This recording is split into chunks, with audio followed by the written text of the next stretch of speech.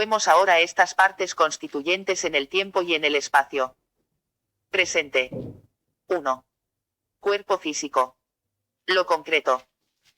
Sin duda alguna está ubicado en el momento presente, es decir, existe en la realidad del presente. Posee un espacio-tiempo correcto de acuerdo a nuestra realidad terrenal. Presente, pasado y futuro. 2. Yo psicológico. Lo mental. Espacio. Tiempo. Indeterminado. Fluctúa entre el pasado, presente y futuro.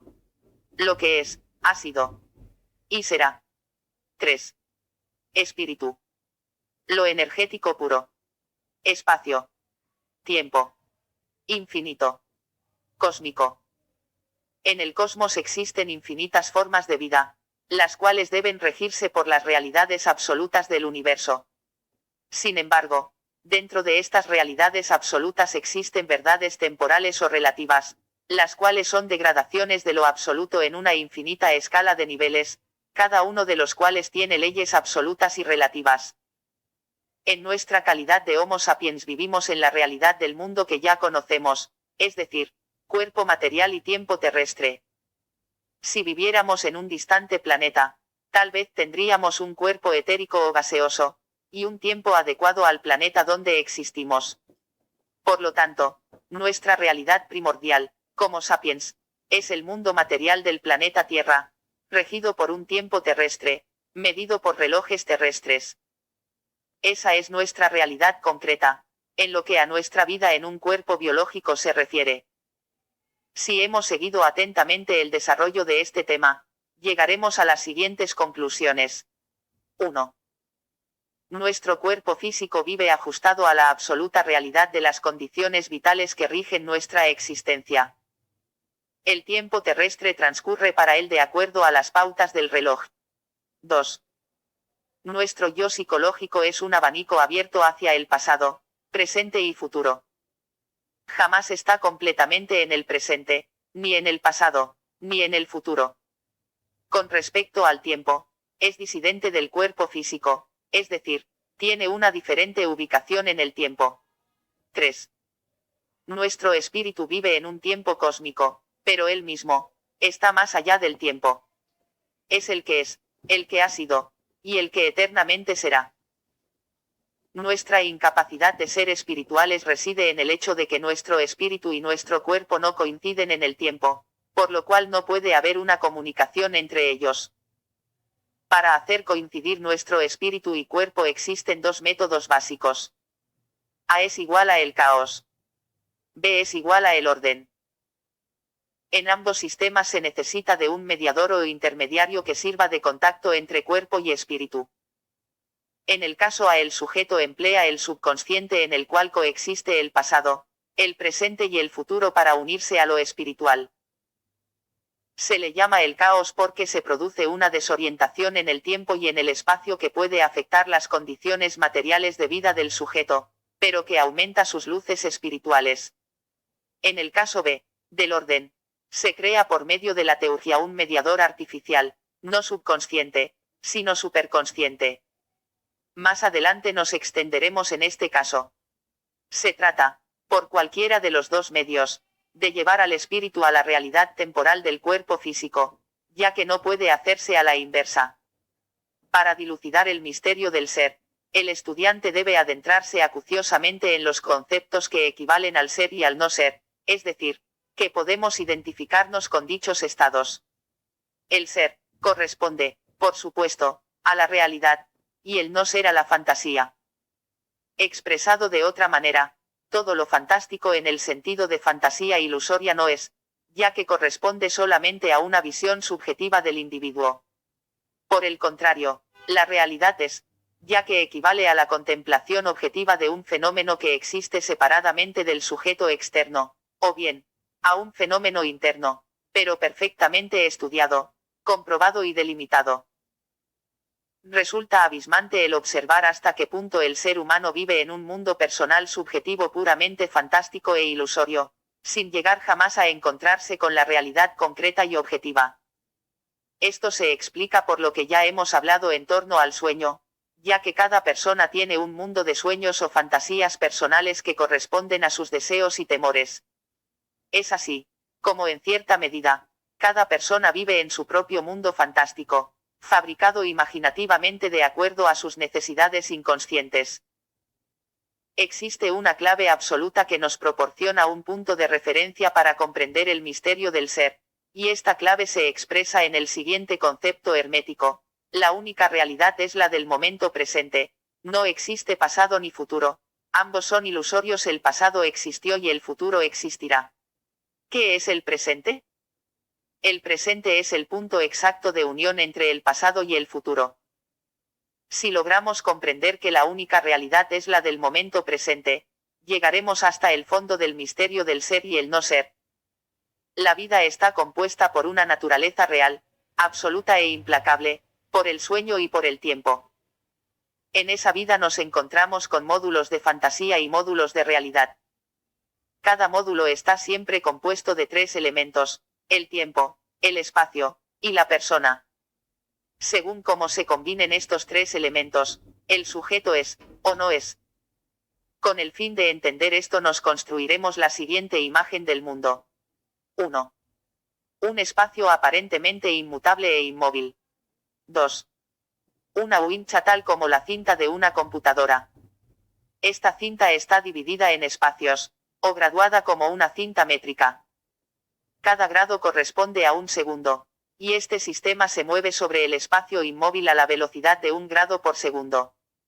Para el caso, da lo mismo que sea el espacio o el tiempo quienes se muevan, lo básico es que uno de ellos lo hace. 3. El hombre, de pie sobre la Tierra, parte del espacio, al lado de la banda del tiempo. Pensemos ahora que existen muchas cintas del tiempo en el universo, una para el hombre, otra para los minerales, animales, planetas, galaxias, etc. A nosotros solo nos interesa para esta explicación el tiempo del hombre. Supongamos que esta banda del tiempo humano se está moviendo a razón de 1 grado por segundo, y que el hombre está parado al lado de esta medida y que debe caminar junto a ella. Detengamos el sistema por un momento y hagamos una marca roja en la cinta, exactamente frente al hombre, y pongamos todo en marcha nuevamente. En la medida en que el hombre se mantenga en la marca roja, vivirá en la realidad, es decir, ese sujeto es. Por el contrario, al apartarse de la marca, sea atrasándose o adelantándose con respecto a ella, el sujeto no es. La coincidencia con el tiempo nos lleva a la realidad de nuestra existencia, la descoincidencia a una existencia fantástica. Aún más, es preciso también agregar a este esquema un elemento que falta para formar un módulo. Este elemento es la actividad física y psicológica del sujeto en un momento dado. A fin de ilustrar esto pondremos el siguiente ejemplo. Fulano de tal, conocedor del secreto del tiempo, tal como aquí lo exponemos, logra una plena coincidencia con el tiempo en este momento. ¿Cuál sería su situación? Supongamos que su ubicación se ha producido en el grado 2 del tiempo división imaginaria.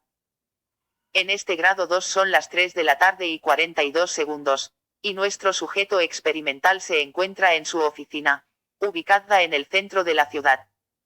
¿Qué es lo real para este individuo? Solamente el espacio-tiempo con el cual está físicamente conectado en ese instante. Esta es su realidad primaria, es decir, su oficina con todo lo que ella contiene y con la labor que esté ejecutando en ese momento. Su casa, su automóvil, su familia, todo aquello que es ajeno a su función del momento, no existe sino como una realidad secundaria, ya que son elementos con los cuales el individuo entrará en contacto en un futuro muy cercano, pero que por la misma razón, no existen en ese instante, ya que la única realidad es la del momento presente. Ahora bien, en la medida en que el sujeto proyecte su conciencia psicológicamente a una realidad secundaria o a una fantasía a lo que no está comprendido en su espacio-tiempo del momento, el individuo dejará de coincidir con el tiempo y caerá indefectiblemente en poder del sueño, la fantasía, y la irrealidad. Es por esto, que oscuramente, se ha presentido en la concentración mental un arma poderosa para conseguir algo valioso. Resulta obvio que una persona solamente puede mantenerse en coincidencia con el tiempo en relación directa a su autodisciplina. Si pudiéramos, de algún modo, entrar en coincidencia con el tiempo cósmico, viviríamos, seguramente, miles o millones de años. Nuestra edad sería planetaria y no humana. El gran enemigo del individuo es el yo psicológico, quien, como ya lo manifestáramos anteriormente, es un verdadero abanico, abierto sobre el pasado, presente y futuro, imposibilitando así una coincidencia temporal positiva.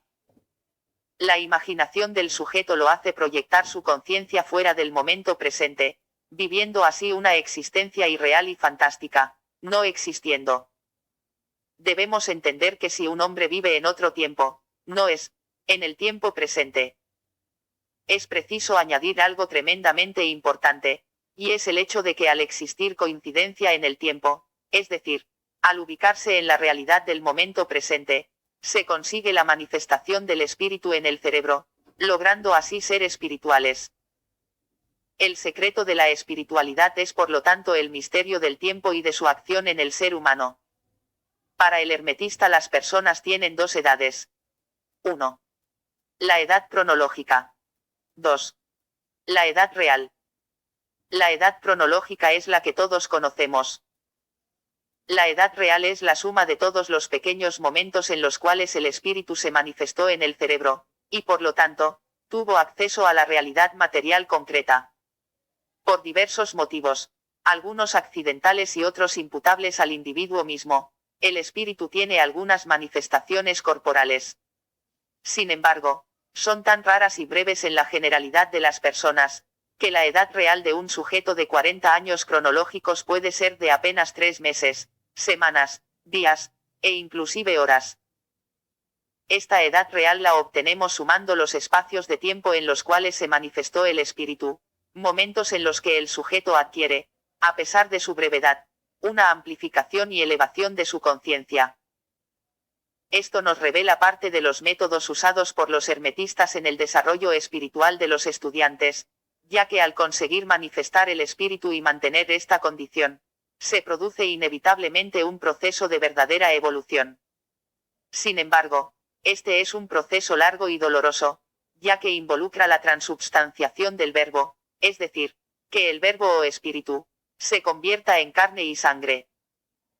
Esto es lo que enseñó Jesús a sus discípulos en la última cena al darles pan y vino, y decirles, bebed que esta es mi sangre, comed que este es mi cuerpo.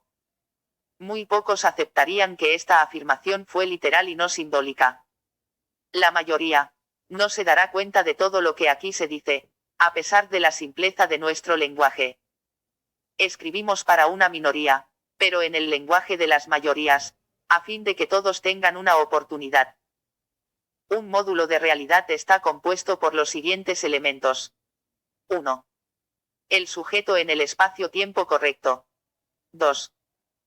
Lo que contiene el espacio del punto anterior, cosas materiales y psicológicas. Un módulo de fantasía contiene 1. El sujeto en el espacio-tiempo incorrecto. 2.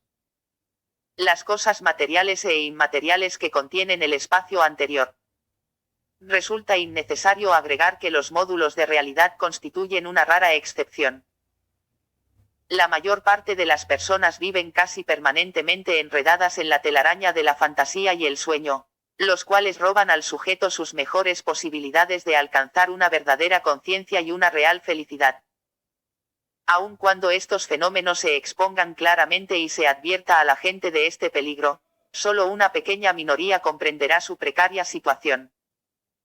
Recordemos las sabias palabras de José Ortega y Gasset en uno de los párrafos de su obra, La rebelión de las masas, cuando dice, todas las cosas de que habla la ciencia, sea ella que quiere, son abstractas, y las cosas abstractas son siempre claras.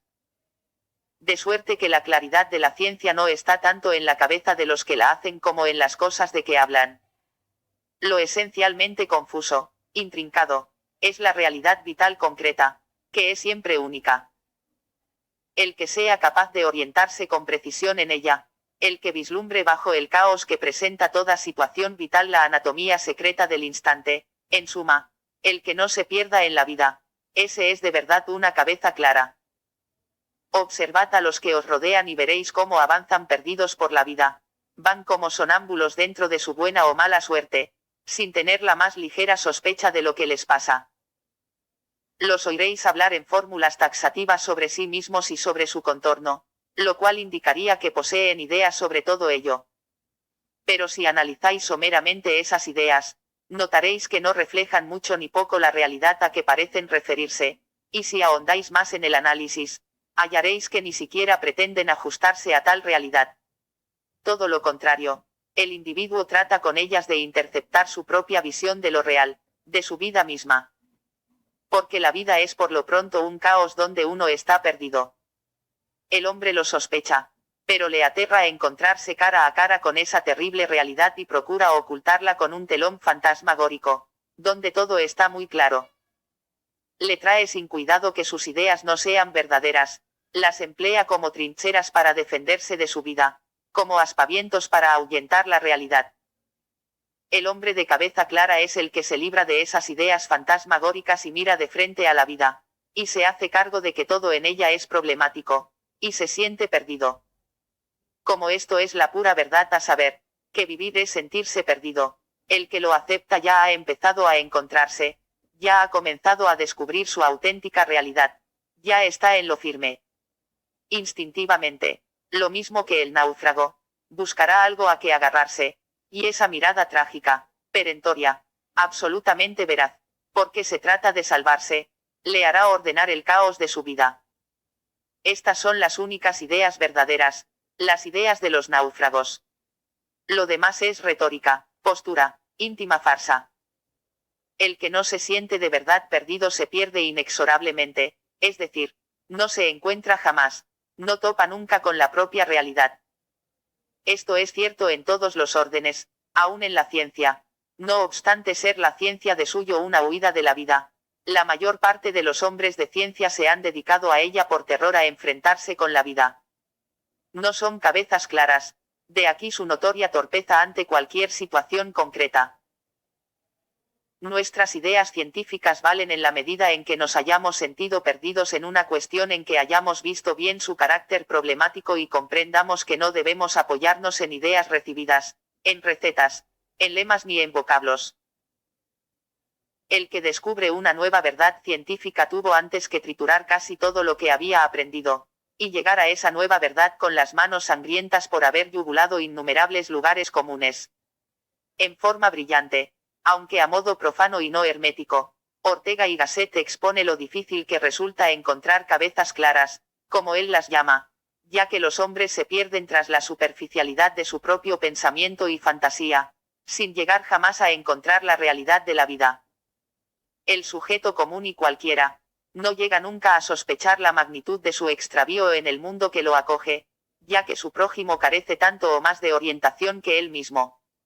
Por desgracia, el colegio y la universidad no constituyen ninguna brújula en este aspecto, ni menos los códigos éticos y morales, ni las leyes o reglas instituidas por la sociedad, ya que para serlo así, tendrían que ser diseñados por cabezas claras, las cuales, por cierto, no abundan. Sin embargo, y esto lo hemos visto repetidamente en la historia, aparecen de improviso y aisladamente, cabezas claras, que señalan el rumbo a seguir con una claridad meridiana. Por lo común, la gente se mofa de tales inteligencias, como lo hace siempre el ignorante de aquello que no entiende, como una defensa para no mostrar su invalidez intelectual. Nuestro mundo, es por lo menos por el momento, un planeta de lisiados que se creen perfectamente sanos, porque no conocen otra condición. Sin embargo, el daño no está ni en el cuerpo ni en la inteligencia, reside en la falta de conciencia. ¿Pero qué es esta conciencia de la cual hablamos? ¿No es acaso lo que diferencia al hombre de los animales? Ciertamente no, aun cuando lógicamente un sapiens es bastante más consciente que un animal que no posee la chispa divina. La conciencia a la cual nos referimos se origina por el ejercicio de una inteligencia desprovista de contenido onírico. La inconsciencia, por el contrario, es la inteligencia de un sujeto dormido, lo cual, como ya lo hemos señalado en páginas anteriores, no daña el pensamiento mecánico o inteligencia muerta. Resumiremos en el esquema siguiente lo que tratamos de explicar. 1. Inconsciencia. Inteligencia nacida de un aprendizaje onírico. El nivel de vigilia del sujeto es muy bajo aun cuando su intelecto sea brillante, ya que esta agudeza solo refleja una gran agilidad para establecer combinaciones con la información cerebral. La llamamos inteligencia muerta o programada. 2. Conciencia. Inteligencia que se originó y desarrolló en base a un aprendizaje vigílico. El nivel de vigilia del sujeto es constantemente alto. Podemos llamarla inteligencia viva o desprogramada. Podríamos decir, entonces, para establecer una denominación, que el hombre es un lisiado de la mente. En rigor de la verdad, el término mente lo empleamos solo figuradamente, ya que el sapiens carece de mente, como lo explicaremos más adelante.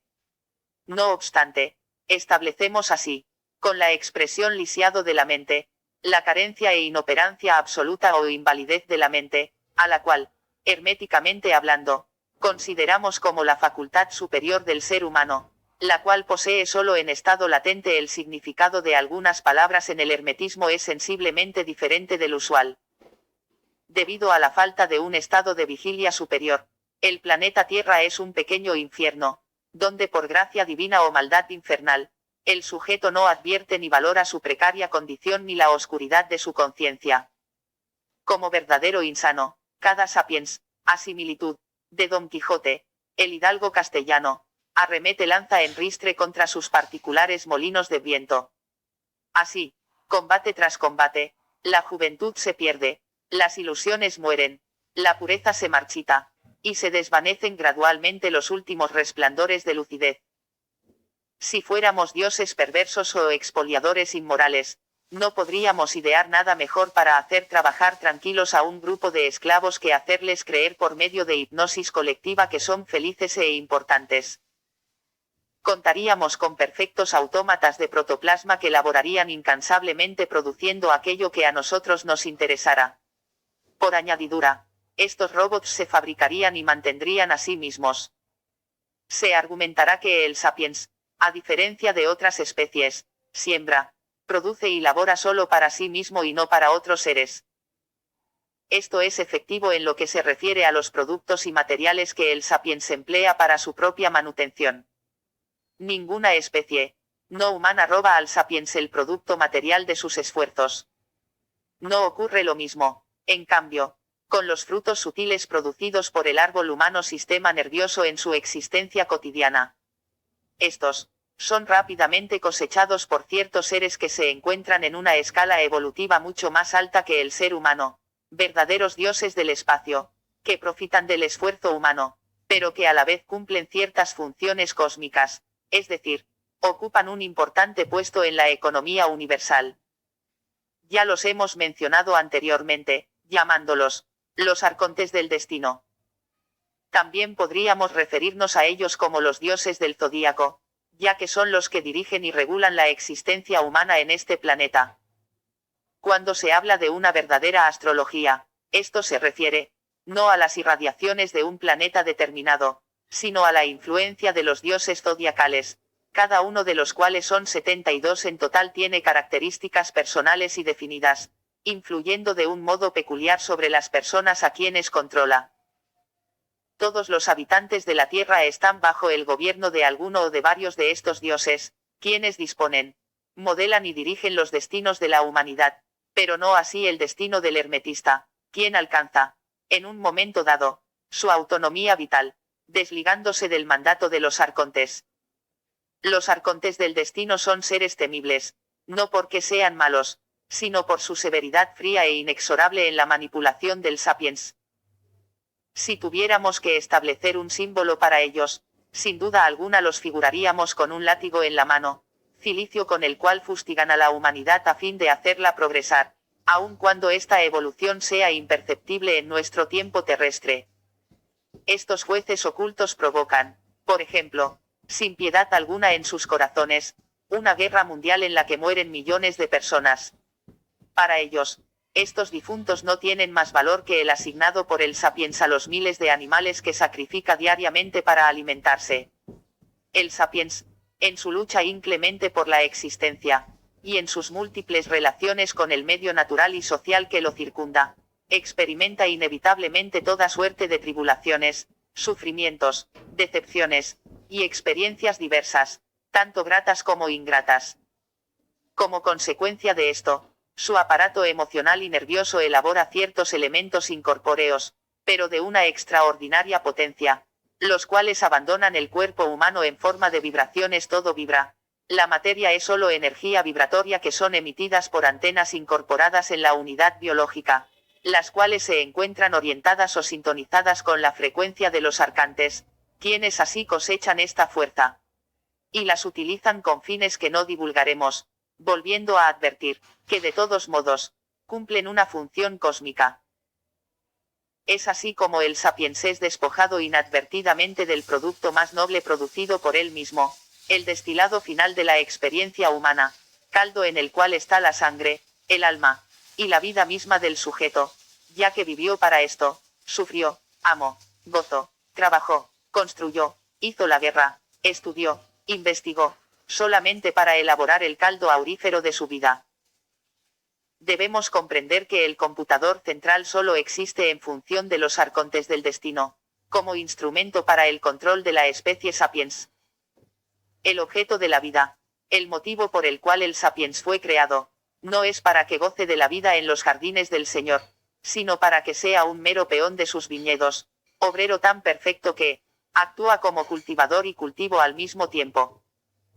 Si el hombre pudiera evitar que su caldo aurífero le fuera sustraído, podría, con este producto vital, hacerse igual a los dioses, evolucionando rápidamente al aprovechar de manera integral los productos del laboratorio químico de su cuerpo físico. Esto es precisamente lo que hace el estudiante de hermetismo, el cual es liberado transitoriamente por los arcontes del destino, ya que aquel sujeto, en virtud de su comprensión y responsabilidad, no necesita de un capataz con látigo en mano que lo obligue a evolucionar por el sufrimiento, sino que toma en sus propias manos su responsabilidad evolutiva, y si lo estima necesario, se somete él mismo al sufrimiento temporal, con el fin de lograr la felicidad eterna. Al revés del profano, quien elige el goce transitorio a costa del sufrimiento eterno. Si el estudiante fracasa o se desvía de su camino, abusando de su libertad temporal, los arcontes vuelven a tomarlo bajo control, castigándolo con durísimas lecciones. Podemos observar, desde otro punto de vista, cómo determinados países son elegidos por los arcontes, para efectuar allí un verdadero martirologio. Mas, no se crea que este sufrimiento es estéril, ya que aquel sacrificio provoca, generalmente, un resurgimiento moral, material, espiritual e intelectual, de la población, en virtud de la ley del sufrimiento. Es así como después de las guerras advertimos un rápido renacer hacia un estado superior. Duro precio de la evolución. Ya que esto se habría podido evitar en la medida en que existieron en ese país o en el mundo suficiente cantidad de cabezas claras, y que la masa hubiera estado dispuesta a seguirlos. Basta ya de revelar secretos que al sapiens están velados. Tendamos un manto de silencio sobre este tema, para cumplir con el mandato de la esotérica esfinge, que ordena callar. El hablar y el callar son dos espadas que deben manejarse con un arte sublime para no quebrantar la armonía universal. Los que tienen ojos para ver comprenderán todo aquello que aquí no se puede decir en la palabra escrita, pero sí en el lenguaje críptico de los iniciados. Los que no están en este caso, es mejor que no entiendan nada y continúen durmiendo tranquilamente. Al final, los arcontes no corren peligro de una mala cosecha, motivada por una posible rebelión del sapiens, ya que éste es demasiado ciego para ver el peligro donde éste realmente se encuentra. Resulta penoso observar la tremenda limitación del sapiens, quien se encierra en el pequeño mundo de los conceptos estereotipados, del conocimiento aprendido de memoria, de la imitación, y de los mecanismos de compensación y defensa. Su invalidez mental no le permite apreciar el pequeñísimo cubículo que lo aprisiona. Y desde allí, con juicios absolutamente a priori, acepta, condena o tolera, sin molestarse para nada en analizar en profundidad con su inteligencia, las situaciones a las cuales se ve enfrentado. La ilusión del conocimiento verdadero. Todo verdadero conocimiento radica en la mente y no en la inteligencia. La mente es aquello que distingue al hermetista del profano, el cual, como ya lo hemos dicho en el capítulo anterior, es un inválido de la mente por carecer de ella. El hermetista, por el contrario, tiene una mente que él mismo ha formado y desarrollado, la cual le permite alcanzar estados de conciencia superior, en los cuales tiene acceso a la verdad absoluta. Físicamente, mente es una esfera magnética que se establece entre dos polos, el cerebro polo negativo en el hombre y el sexo polo positivo del hombre. En la mujer, polo positivo el cerebro y negativo el sexo. Esta esfera se forma exclusivamente mediante el trabajo en sí mismo del estudiante hermetista, y es el resultado de un largo esfuerzo. Desde un punto de vista espiritual superior, la mente es la piedra filosofal mediante la cual el iniciado logra una continua transformación de metales viles ignorancia, mentira, en oro conocimiento, verdad, y la inmortalización de su propia individualidad. La mente es el estómago de la inteligencia. Al carecer de ella el sapiens no llega jamás a efectuar la digestión de la información que posee, y se constituye en una inteligencia empachada. Glotón del conocimiento, devora y devora información respecto a muchas cosas, la cual se integra al archivo cerebral, sin llegar nunca a ceder la quinta esencia de su secreto. Esta inmensa masa de información que posee un sujeto medianamente culto, es precisamente la que le da la falsa sensación de conocer muchas cosas, y se siente con la autoridad moral para emitir toda clase de opiniones, permaneciendo ignorante de su verdadera condición de invalidez mental, la cual, al final, es una invalidez de la inteligencia. Mientras más fama o prestigio tenga el autor de los libros o lecciones que el sujeto ha estudiado, mayor será su ceguera intelectual. Si posee un título profesional, fruto de largo estudio en las aulas universitarias, lo más seguro es que su inteligencia haya sido total e irremediablemente dañada al estratificarse o tal vez petrificarse en niveles muy bajos de asimilación de la enseñanza, debido al insignificante estado de vigilia del estudiante, quien se limita a memorizar y a efectuar malabares de infinitas combinaciones con los datos que posee, acrobacias que le dan una extraordinaria agilidad intelectual y la seguridad absoluta de ser muy inteligente y extraordinariamente capaz en lo profesional. Sin embargo, todo aquel tráfago de conocimientos falla lamentablemente en las situaciones prácticas de la vida real, salvo en lo que se refiere a la aplicación de conceptos matemáticos. Es así, como a pesar de todo lo que el sapiens sabe, no se aprecia un progreso en su naturaleza interna a lo largo de la historia, ni tampoco existen indicios reales de que dicha evolución se aproxime. El hombre se ha convertido en el portador de innumerables conceptos cada día más numerosos y complejos, pero el sujeto mismo, como tal, no cambia en absoluto. Es allí donde se aprecia la absoluta indefensión del sapiens, en la incapacidad absoluta de aplicar la información de la cual es portador, a su propia transformación y evolución. Esta imposibilidad es tan grande, que el conocimiento que posee no le sirve para mirarse a sí mismo y autoevaluarse de una manera imparcial, eficaz, objetiva y superior. Es un hecho que el sujeto no se ve a sí mismo, y por lo consiguiente, está lleno de falsos conceptos sobre su propia importancia, valor y capacidad. A lo más que puede aspirar es a mejorar las condiciones materiales en las cuales vive, y a tratar, guiado por un impulso subconsciente, de alcanzar las estrellas, con la secreta esperanza de encontrar una raza galáctica superior que le enseñe a vivir como ser humano, capacitándolo para abandonar su condición animal. Es así como tantas personas viven con la esperanza de la real existencia de los discos voladores, anhelando el encuentro con extraterrestres, que de algún modo les ayuden a superarse.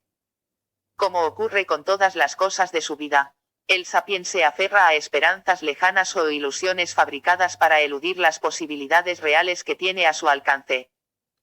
Es mucho más fácil soñar con platillos voladores o con dogmas religiosos de cualquier especie, que poner manos a la obra en la propia superación espiritual.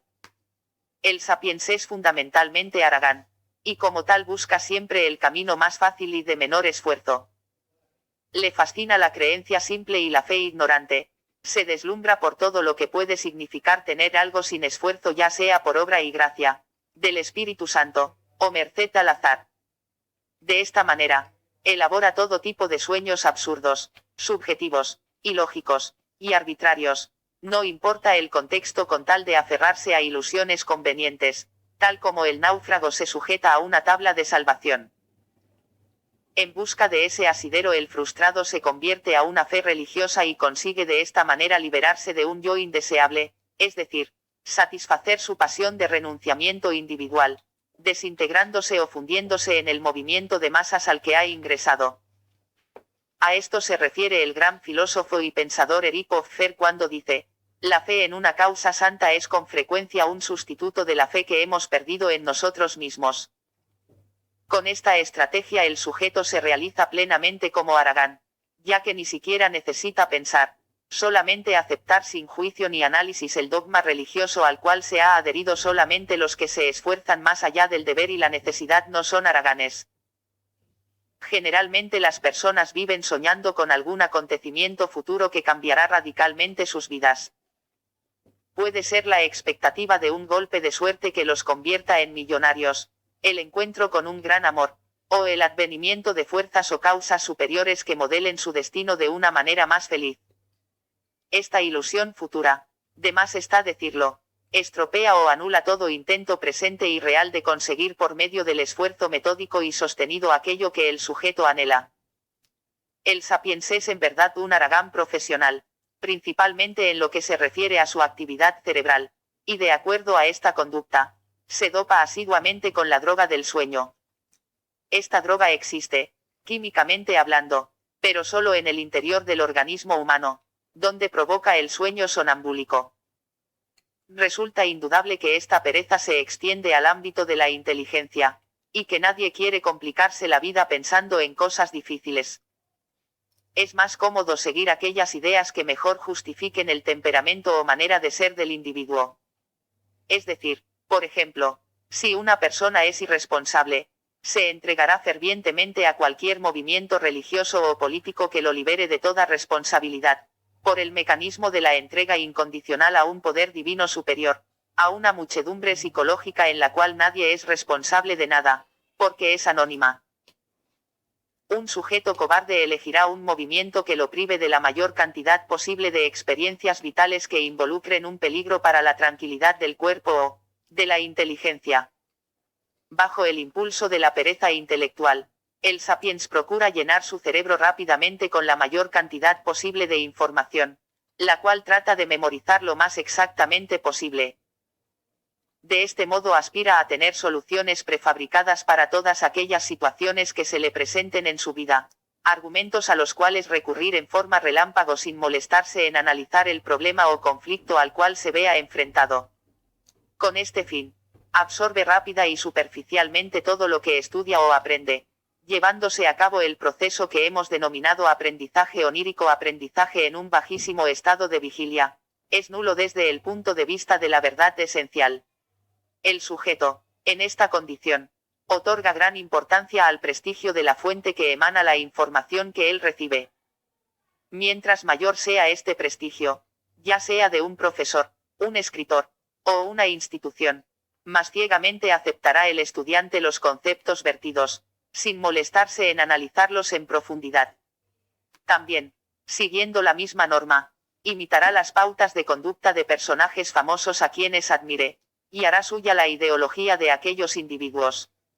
Con el tiempo, llega la persona a una completa programación intelectual, momento que marca la defunción de aquel intelecto, que se convierte en inteligencia mecánica o muerta. No importa cuán brillante sea el individuo, tengamos la seguridad que si está en estas condiciones será solamente un inválido mental, que por su miopía cerebral estará incapacitado de vislumbrar la enorme magnitud de lo que ignora, limitándose a vivir en el huevo de su propio saber. Dentro de su huevo mental, el sujeto estará cómodo y calentito, totalmente a salvo del peligro de argumentos o hechos que lo obliguen a pensar, y llegar, tal vez, a la revisión completa de su bagaje intelectivo.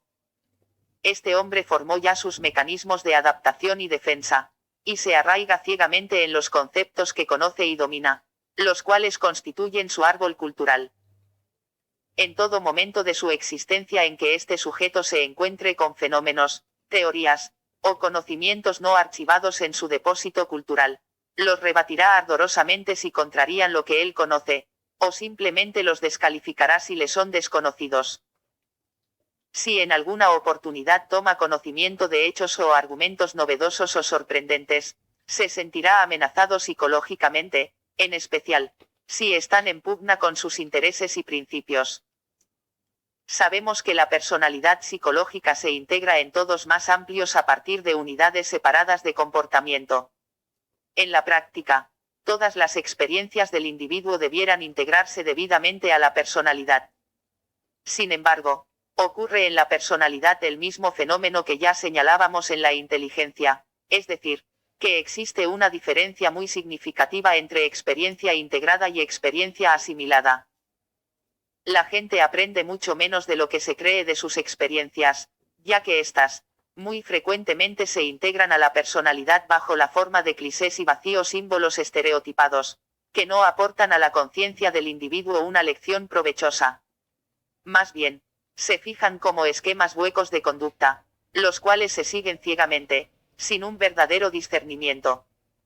La persona se refugia en estas directrices programáticas y se esconde y protege tras de ellas, con el fin de mantenerse cómoda e inerte, en lo que a la verdadera inteligencia se refiere.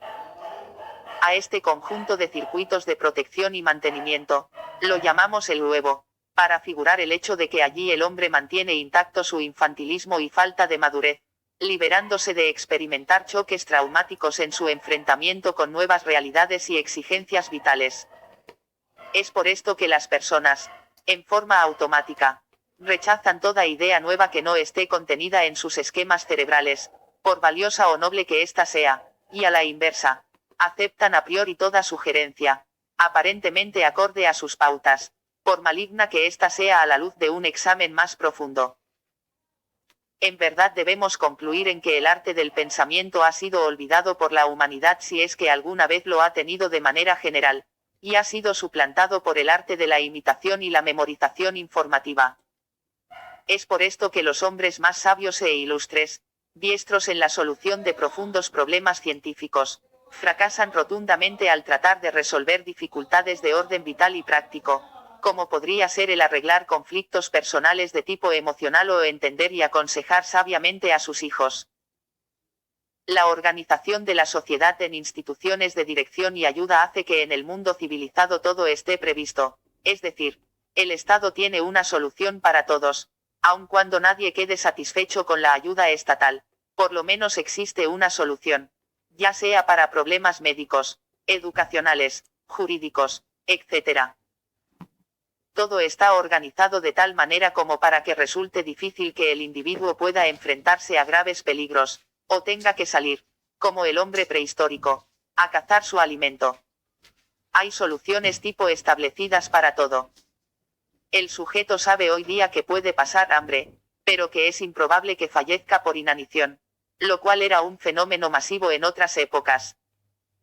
Esta relativa seguridad abona precisamente la pereza intelectual, ya que el sujeto al no ser exigido ni presionado de una manera realmente amenazante, no necesita jamás emplear a fondo su cerebro y se conforma con una plácida mediocridad, libre de conflictos intelectuales. Son muy pocos los individuos que persiguen la verdad total, o sea, las claves esenciales de todo lo que ha existido, existe, y existirá. Los sabios se conforman con ser semisabios, alcanzando solamente el conocimiento de algunas de las disciplinas científicas, artes, o letras, quedando en la ignorancia total y absoluta de sus propias naturalezas humanas y de las leyes ocultas que rigen la vida en el universo. No llegan jamás a conocer el secreto de la vida, limitándose a describir fenómenos diversos, sin explicar nunca qué es una cosa, solamente dicen cómo es, lo cual no resulta difícil de discernir. El hermetista procede a la inversa, parte por estudiar y llegar a conocer las claves vitales del universo, con lo cual se apodera del hilo de oro que es el nexo común de todos los fenómenos vitales. Es como si tratáramos de conocer lo que es un durazno, y la ciencia comenzara a estudiar su piel y su carne, sin penetrar nunca hasta el hueso. El hermetista no se preocupa ni del pellejo ni de la carne, ya que plantando la semilla puede multiplicar sus frutos, y estudiar el resto en los libros escritos por los semisabios. El verdadero sabio, conociendo las verdades absolutas, tiene acceso, cuando así lo desea, a cualquiera de las verdades relativas.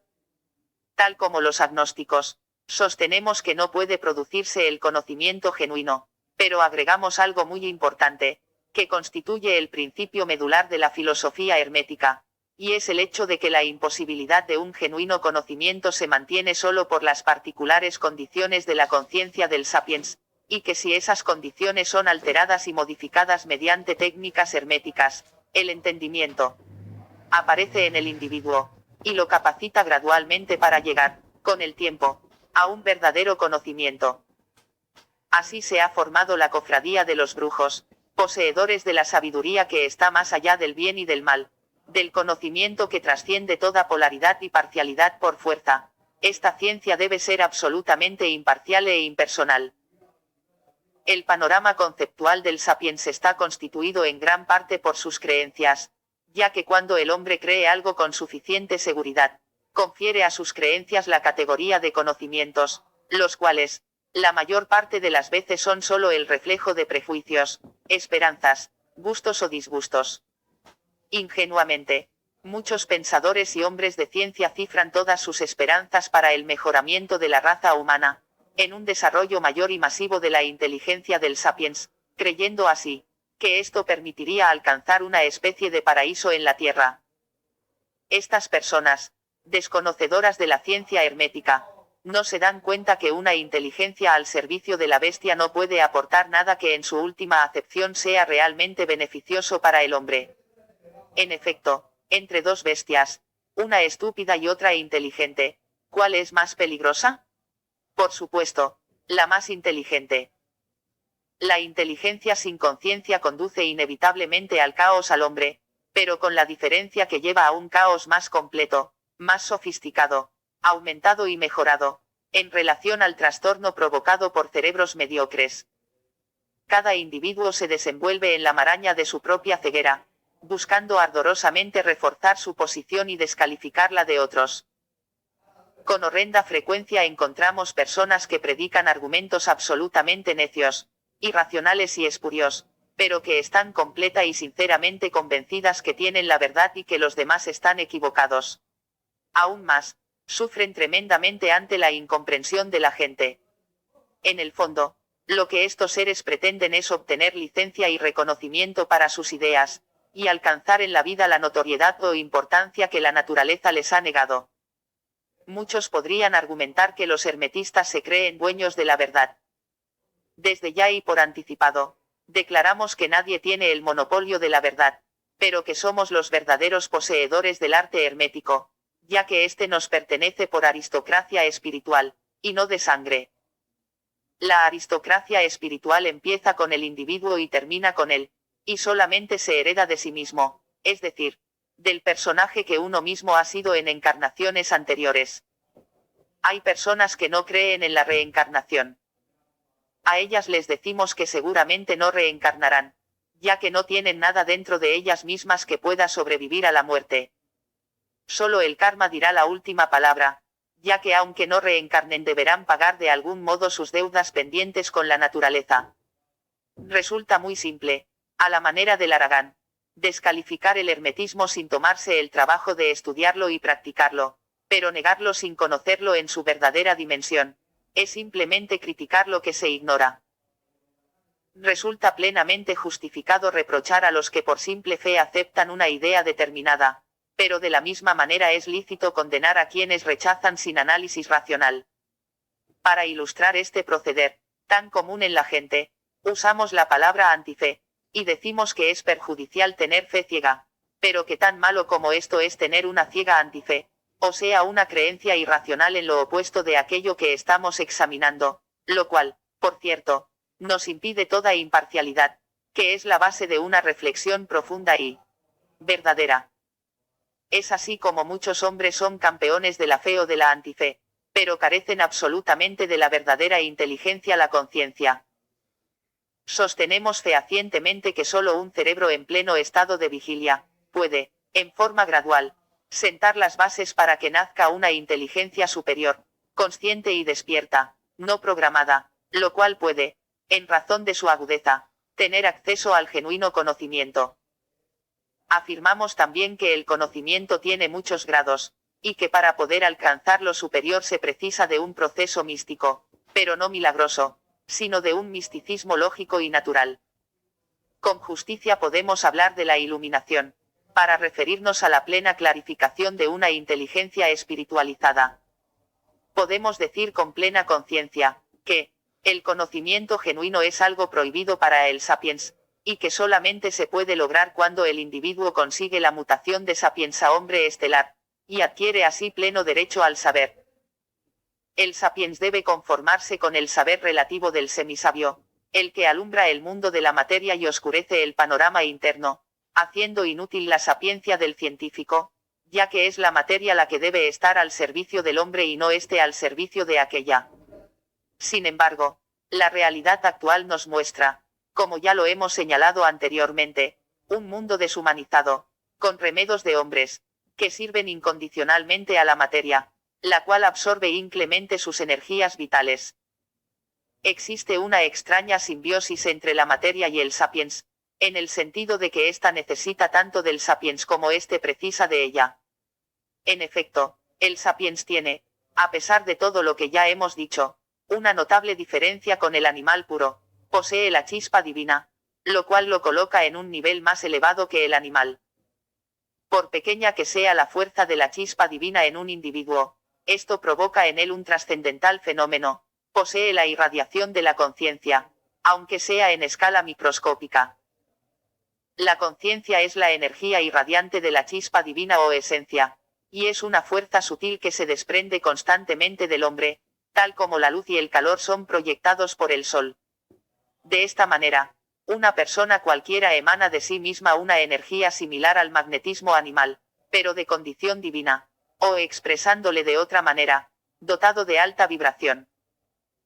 Sobre esta pequeña chispa divina trabaja el hermetista para hacerla crecer en fuerza y poder, lo cual consigue a través de las diferentes fases de la iniciación. Es así como el profano es semejante al resplandor de una vela, en lo que a su conciencia se refiere. El iniciado, en cambio, según su grado de desarrollo puede llegar a ser similar a un sol, lo cual ilustra el secreto profundo de los hijos del sol. En virtud de su conciencia, el sujeto proyecta esta energía hacia todo aquello que toca con sus manos, o hacia todo lo que entra en su campo de influencia. Un artista concentra su conciencia en su obra, y esta fuerza es la que nos provoca una vivencia especial y nos transmite una energía que impresiona nuestra psiquis de manera favorable o negativa. Un artesano mueblista deja su alma en su obra, lo desee o no, ya que esto es inevitable. De esta manera el sapiens trabaja dándole conciencia a la materia, es decir, espiritualizando o sutilizando lo denso. Reflexionemos en quién puede sacar provecho de este fenómeno, quién capitaliza este esfuerzo. No obstante, como el sapiens realiza esto de manera completamente inconsciente, no puede decirse que sea un acto de su voluntad soberana, sino más bien algo que ocurre porque así está dispuesto o programado. En razón de esta ignorancia, en vez de ser el dueño y el amo de la materia, ocurre lo contrario. La materia sojuzga al hombre extrayéndole su energía conciencia, la cual, impregnando los cuerpos elementales, queda incorporada a ellos. La energía conciencia tiene algunas propiedades inherentes a ella misma y otras atingentes al resultado de su fusión con una persona determinada. Trataremos de explicar esto en el cuadro siguiente. 1. Energía conciencia, es pura y virgen en sí misma. Compone el cuerpo de Dios. Una fracción infinitesimal de ella fue emanada por el Supremo Creador y tomó cuerpo en una persona determinada. 2. Conciencia corporizada. Al encarnar en un sujeto designado, esta energía, pura y virgen en sí misma, se modifica de acuerdo al tono vibratorio básico, a la cultura, al autodominio y disciplina, y al comportamiento del individuo. Al corporizarse la energía conciencia, como en el caso N grado 2, puede seguir dos caminos. A conciencia corporizada superiormente, una ínfima porción de la raza humana. La energía conciencia pura, espiritual y virgen, adquiere por la experiencia inteligente del sujeto, la noción del bien y del mal, y el conocimiento ominal que solo lo brinda la existencia en cuerpo material. Esta esencia llega, por lo tanto, a alcanzar la inteligencia ominal, conservando la inteligencia divina. Se realiza en este caso el propósito superior de la existencia del hombre. Ve conciencia corporizada inferiormente, la gran masa humana. La energía conciencia se mancha y degrada al ser corrompida en su naturaleza superior por la esclavitud a una bestia pervertida por la inteligencia desviada de un sapiens ciego e ignorante, que vive solo para satisfacer sus propios instintos. Esta conciencia, manteniéndose elevada, en sí misma, se inferioriza en su manifestación, irradiándose como una energía teñida por las pasiones inferiores, impulsos, y tendencias del individuo. En su existencia cotidiana, el sujeto satura sus posesiones materiales con su energía conciencia, la cual al separarse de él actúa independientemente, con inteligencia propia, la cual ha sido tomada al individuo, es decir, ha salido de él inadvertidamente, dándole tono y color a la conciencia pura. Como cada persona tiene impulsos, temores, deseos, ambiciones y sentimientos que se manifiestan como pasiones descontroladas, estas fuerzas imprimen una directriz a la energía conciencia, trayectoria absolutamente incontrolable para el individuo a partir desde el momento en que esta fuerza lo abandona para incorporarse a una estructura material cualquiera. Este es el motivo por el cual una persona puede llegar a ser totalmente esclavizada por sus posesiones materiales, las cuales lo utilizan para absorber de él, más y más conciencia. Existen muchas obras de ciencia ficción donde se expone el tema de máquinas, ya sea robots u otras, que de improviso adquieren inteligencia propia y la consiguiente autonomía en sus acciones. En realidad, se ha procurado en dichos libros difundir ciertas ideas bajo una forma simple de relato novelesco, con el fin de hacer pensar a los lectores y prepararlos de manera muy gradual para concepciones más complejas. A veces se disfraza una realidad de ficción, para no encontrar la oposición ciega de la masa, que niega tozudamente todas las cosas que no están comprendidas en el archivo cultural ortodoxo de la humanidad. La verdad es que este fenómeno existe y nadie está libre de él. La máquina se ha convertido en un monstruo que no va a devorar al hombre, porque ya lo está haciendo. El automóvil, por ejemplo, presta grandes servicios a su dueño, pero cabe preguntarse, ¿quién domina a quién? ¿Cuál es el dueño y cuál el sirviente? ¿Es el automóvil quien transporta a su dueño, como un esclavo obediente? ¿O es este quien debe trabajar largas horas para alimentar y mantener su coche, y conducirlo para que pueda cumplir con la función propia de su existencia? Desplazarse por los caminos a gran velocidad devorando la sangre de la tierra, el petróleo. Desde otro punto de vista podemos observar a quienes tienen animales domésticos, como el perro, por ejemplo, trabajar para mantenerlos y cuidarlos, tal como quien cría a su propio hijo. Muchas veces al observar un sapiens que lleva a un perro atado a una cadena, podemos preguntarnos quién conduce a quién. En relación a los animales domésticos, la energía conciencia nos explica la misteriosa identificación que se produce entre perro y amo, en que por inexplicadas circunstancias adquieren un parecido asombroso, que a veces se limita a los modos de conducta y otras llega hasta un inquietante parecido físico. La explicación es simple. El animal, tal como el automóvil u otros objetos de uso personal, absorbe la energía conciencia de su amo, la cual está, como ya lo hemos explicado, teñida o impregnada de las características individuales de la persona, las cuales, en este caso, terminan modelando el físico del animal. En algunas ocasiones, la energía conciencia desplazada por el sujeto toma cuerpo en una máquina perteneciente a él, reacciona de modo destructivo contra su dueño, debido a que las pasiones de éste son destructivas en forma indiscriminada, y por lo tanto, se vuelven contra él mismo. La historia del Dr. Frankenstein es un simbolismo de esto que estamos explicando. La conciencia emanada es un virtual hijo del hombre en el cual se originó.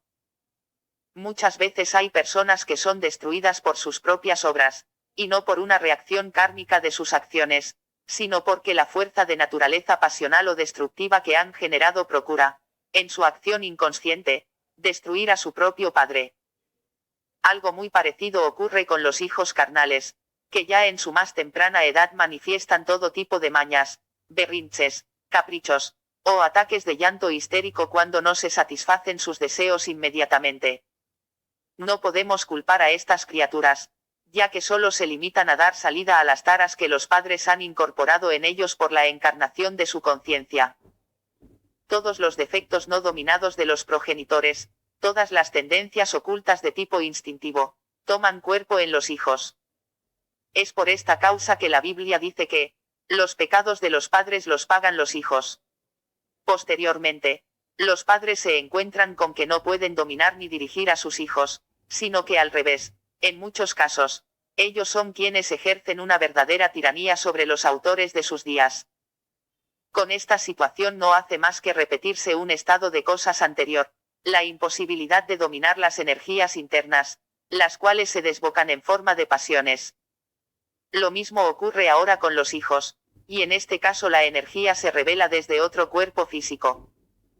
Prosiguiendo con nuestro comentario anterior sobre las máquinas, podemos señalar la influencia extraordinaria que tiene el operador sobre un ordenador de datos, el cual se vuelve muy sensible a los estados vitales y anímicos de quien lo maneja.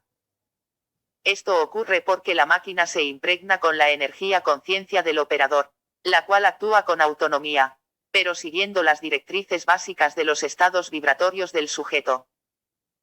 También puede señalarse un fenómeno que todos los choferes y dueños de camiones de transporte conocen, y que se basa en la identificación estrecha con el vehículo que es su fuente de trabajo y subsistencia. Me refiero a las reacciones extrañas que pueden tener estas máquinas en ciertas ocasiones, experimentando toda clase de trastornos mecánicos absolutamente ilógicos e increíbles. En algunos casos llega tan lejos esto que el dueño de la máquina termina arruinado.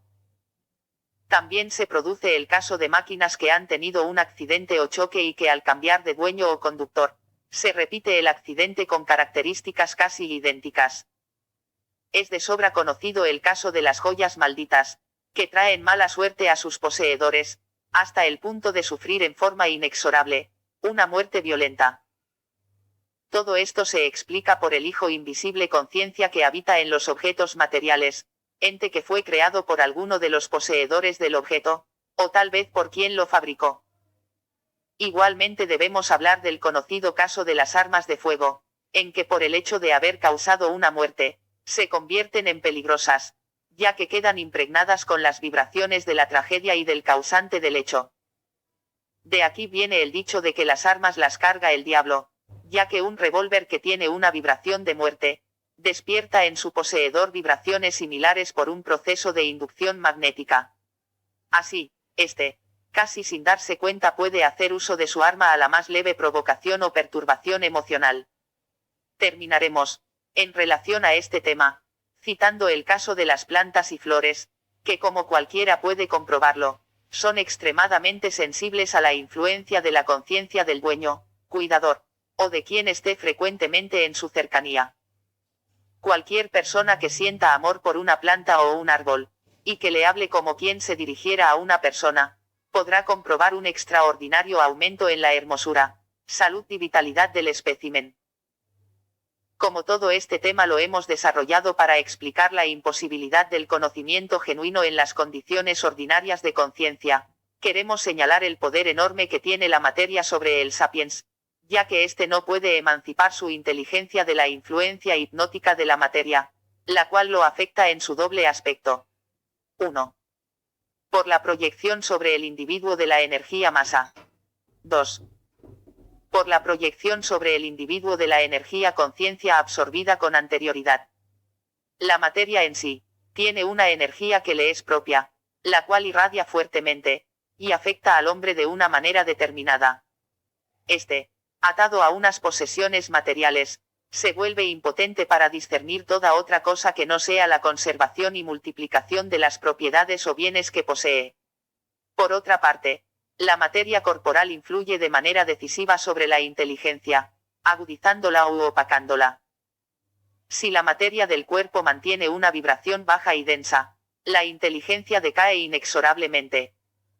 Este es el motivo secreto de por qué Moisés, poseedor de ciertos secretos herméticos, prohibió a sus seguidores comer carne de cerdo, por ser este animal de una vibración material particularmente densa y lenta, produciendo por tanto un deterioro de la capacidad intelectiva. Esta es la base también del sistema vegetariano, y, aunque hay mucho que decir sobre esto, toda persona que se haya abstenido de carne por algún tiempo, comprobará que su pensamiento se aclara notablemente. La energía conciencia irradiada por la masa, afecta al sujeto de manera hipnótica, porque le impone la influencia de una vibración ajena que lo impulsa a actuar de acuerdo a su particular vibración. Un regalo que nos ha sido entregado por compromiso social por una persona de malas intenciones, puede influir negativamente en nuestra salud, inteligencia y destino. Recapitulando, el sapiens vive permanentemente en un estado sonambúlico que lo mantiene dormido, lo cual lo imposibilita para lograr un conocimiento verdadero, y que deteriora gravísimamente su conciencia y su inteligencia. Cada día aumenta su saber a costa de su esencia humana, la cual se jibariza en relación directa al aumento de la extensión y potencia de la programación cerebral del sujeto. Esta programación lo convierte en un verdadero robot biológico, con reacciones automáticas en lo fisiológico, instintivo, emocional, e intelectual.